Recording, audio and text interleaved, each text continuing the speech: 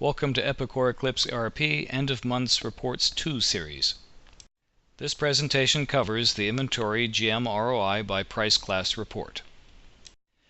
This report honestly seems redundant to me. The Inventory Gmroi report seems to give you the same information if you want, so I'm not really sure why this exists. I don't see an obvious difference. But be this as it may, we're going to run an example summary report against all price lines.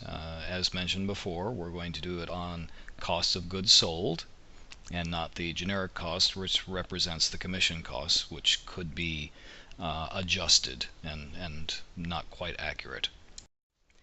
And here is our summary report output, which I'm not fond of. It's ugly to read, and as I said, I still prefer the Inventory Gmroi report instead. Here's a set of parameters that we're going to use for the detail report, and once again on cost of goods sold. And here is our detail report output, and this seems to me gives you much more useful information.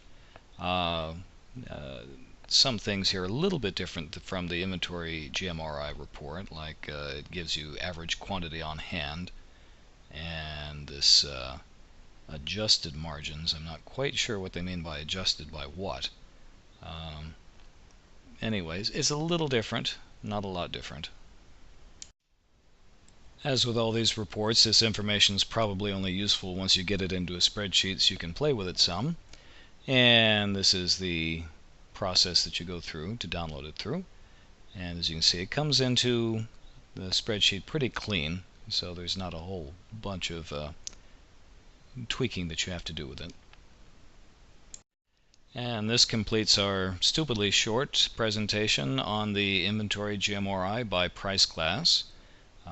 You probably guessed it by now. Once you've gone through the review of the Inventory Gmroi report, which I think gives you pretty much everything that you'd need in most cases, the rest of these are pretty much a rinse and repeat.